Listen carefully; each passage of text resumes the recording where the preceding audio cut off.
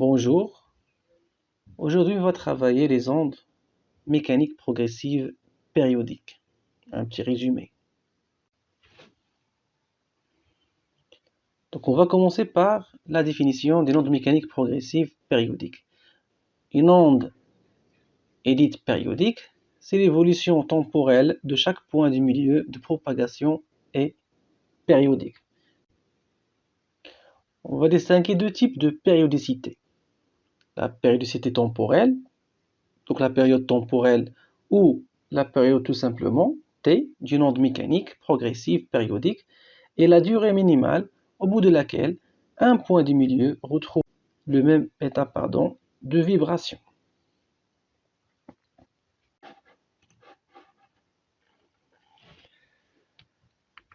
Pour le deuxième type de périodicité, c'est la périodicité spatiale.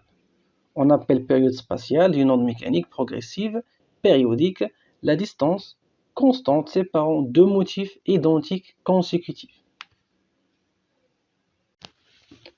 Donc vous voyez sur cette animation, on a une corde où la source décrit ou bien génère une onde périodique sinusoïdale. On va examiner ici la double périodicité de ce phénomène de propagation. Donc on distingue deux types de périodicité. La périodicité dans le temps ou bien temporelle.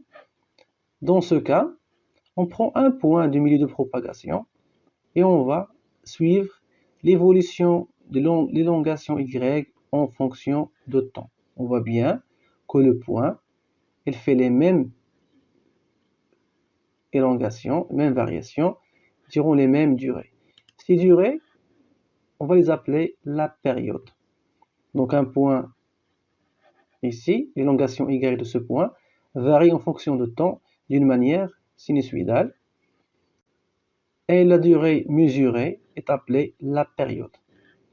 On peut aussi montrer la périodicité dans l'espace. Dans ce cas, on va prendre une photo du phénomène étudié et on va chercher la distance ou bien le motif qui se répète à chaque fois.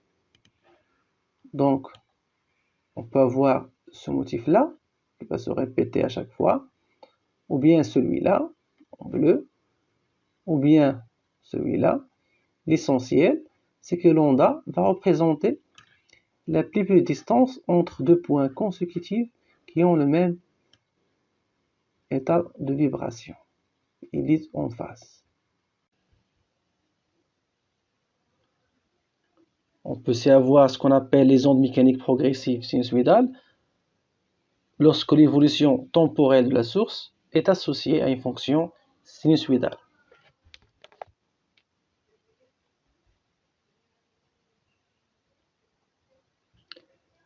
Maintenant, on va reprendre la définition de la longueur d'onde, ou bien la périodicité spatiale.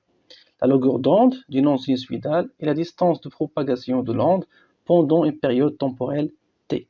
On peut écrire l'onde est égale à v fois t, t c'est la période, ou bien v sur nu, nu c'est la fréquence, car t est égal à 1 sur nu.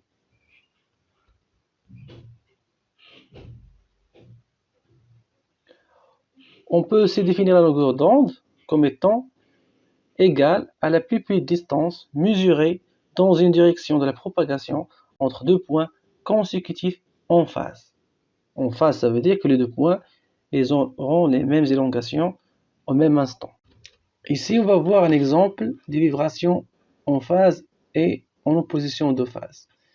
Si on prend par exemple un point, on va le mettre dans une cuve à ondes. Vous voyez bien, la courbe ici représente la variation de l'altitude ou bien de l'élongation de ce point-là. Je vais prendre un point rouge et je vais la mettre ici. Comme vous voyez, les deux points rouge et vert, ils vibrent de la même manière.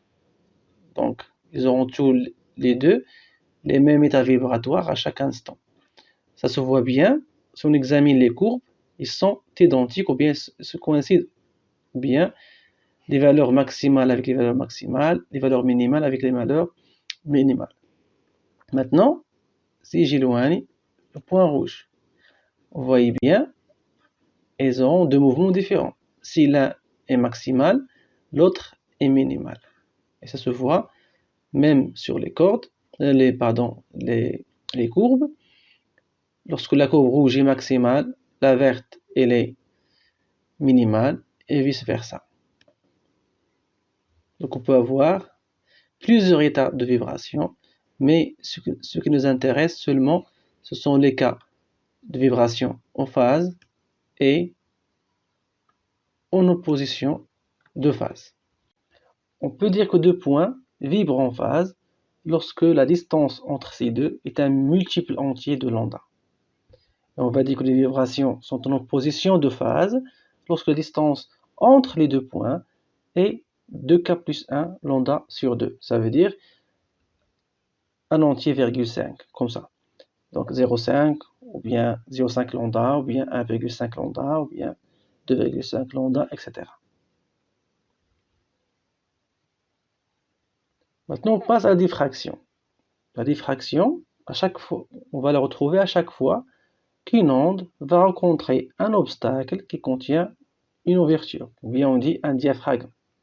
Dans ce cas, l'ouverture qui se trouve dans l'obstacle, ou bien le diaphragme, va se comporter comme une source secondaire. Il va propager l'onde après l'obstacle dans toutes les directions possibles. Dans le cas d'une onde plane à la surface de l'eau, après le passage de l'obstacle, on voit bien un changement de forme. Ce changement de forme, c'est pas diffraction. Diffraction, on a dit, c'est lorsque l'ouverture va se comporter comme une source secondaire. Pourquoi à la sortie de la fente, on aura des ondes circulaires? Car dans ce cas, la fente va se comporter comme une source ponctuelle. Et les sources ponctuelles vont générer des cercles.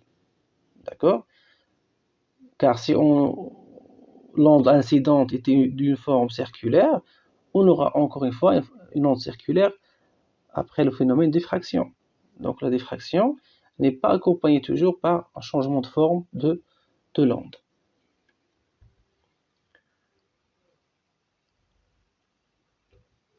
Donc lorsqu'on interpose un diaphragme de petite dimension dans le faisceau d'une onde progressive, le faisceau s'élargit, c'est le phénomène de diffraction. De manière générale, il y a diffraction chaque fois qu'une onde rencontre un obstacle. Par conséquent, les ondes peuvent contourner des obstacles. On peut dire aussi qu'une ouverture ou un obstacle interposé sur le trajet d'une onde plane sinusoïdale se comporte comme des sources secondaires de même fréquence que la source primaire créant l'onde. C'est le phénomène de diffraction. Maintenant, on parle des propriétés d'une onde diffractée. Lorsqu'une onde progressive sinusoïdale de longueur d'onde lambda passe au travers d'une ouverture de dimension d, on a deux cas de figure. Si d est inférieur ou égal à lambda, l'onde est diffractée. Elle prend la forme d'une onde sphérique centrée sur l'ouverture. Pourquoi elle prend la forme d'une onde sphérique? Car on a dit que l'ouverture va se comporter comme une source ponctuelle. Si d est supérieur à lambda, l'onde passe sans être perturbée et elle est dite seulement diaphragmée. L'onde diffractée et l'onde incidente ont la même fréquence, la même longueur d'onde et la même vitesse de propagation. Donc on n'a pas de changement des propriétés de l'onde lors de la diffraction. Dernière chose, le milieu dispersif. C'est quoi un milieu dispersif? C'est un milieu où la vitesse va dépendre de la fréquence. On a vu dans le chapitre 1 que seuls les paramètres relatifs au milieu de propagation qui vont influencer la vitesse ou bien la célérité de propagation. Mais il y a certains milieux où la vitesse va changer lorsqu'on va changer la fréquence.